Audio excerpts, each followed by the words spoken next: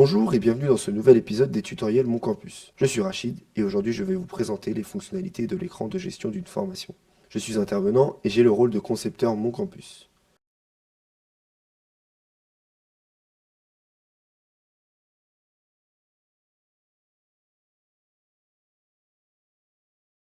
En haut à gauche, je retrouve des informations relatives à la configuration de ma formation.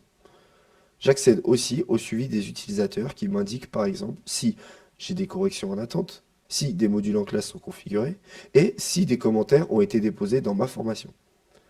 J'ai accès à des boutons comme gérer mes traductions et un accès direct à gérer les sessions en classe. Je peux voir des statistiques générales concernant l'utilisation de ma formation.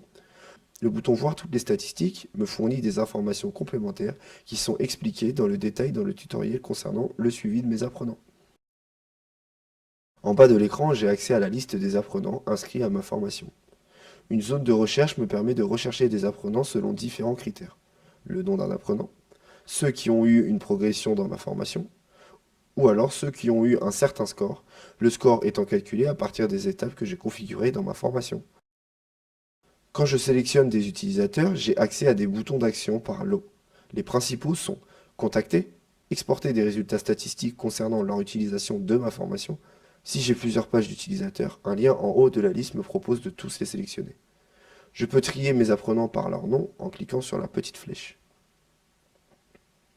Des icônes dans la liste me proposent des actions relatives à un utilisateur en particulier. La principale icône est l'icône détail.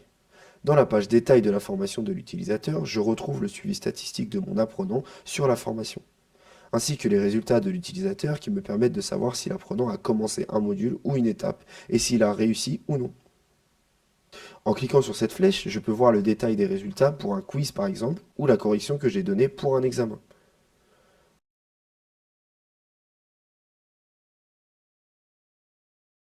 Cette autre flèche permet de réinitialiser un module ou une étape afin de permettre à mon apprenant de refaire cette partie de la formation. Des boutons d'action me permettent par exemple d'exporter les résultats de mon apprenant au format Excel.